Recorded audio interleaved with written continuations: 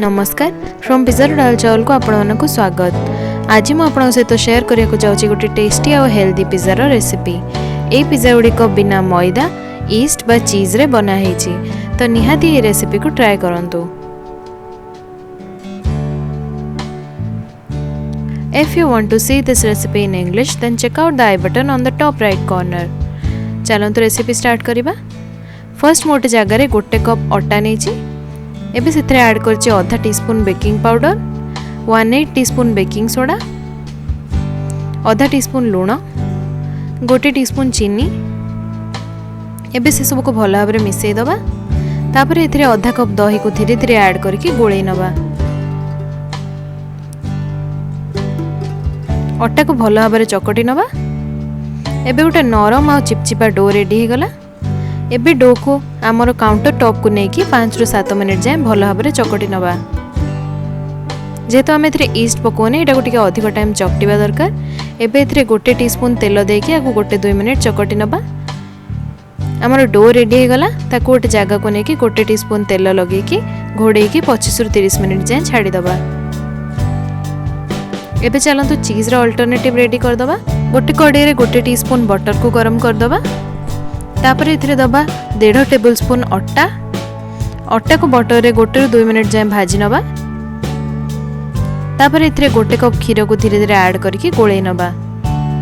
एको continuously एमते गोळौथिबे नहले तळु लागि जिवो।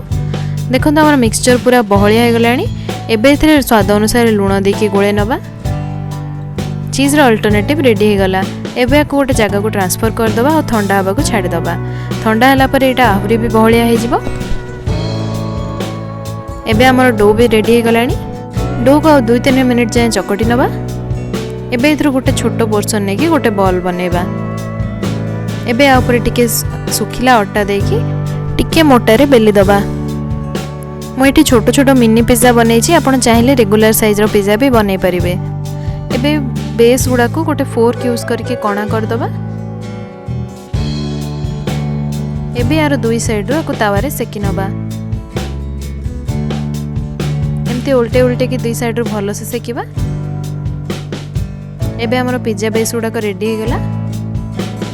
ता ऊपर एबे पिज्जा सॉस दे दबा। आ हमें जो चीज रो अल्टरनेटिव बनैथिले सेटा भी आ ऊपर दे दबा।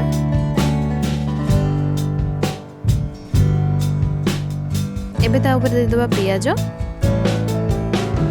कैप्सिकम आ टमाटो। आपण चाहिले आपण को इच्छा रे किछि भी वेजिटेबल्स बा पनीर दे परिबे। एबे आ ऊपर किछि मिक्स्ड हर्ब्स एमदी स्प्रिंकल कर दबा। आ किछि चिली फ्लेक्स दे दबा। एबे ए पिज्जा को गोटे तावा ऊपर रखि दबा। तापर साइड रो गोटे टीस्पून ऑलिव ऑयल दे दबा। तापर एको घोड़े की गोटे 2 मिनिट जाए कुक कर दबा। आमर छोट छोट मिनी पिज्जा एबे रेडी हो गला। ए पिज्जा गुड़िक बहुत हेल्दी जेहेतु एथिरे मैदा यीस्ट बा चीज किछि भी यूज हैनी तो निहाती आपण याकू रेगुलर बेसिस रे मध्ये खाई परिबे।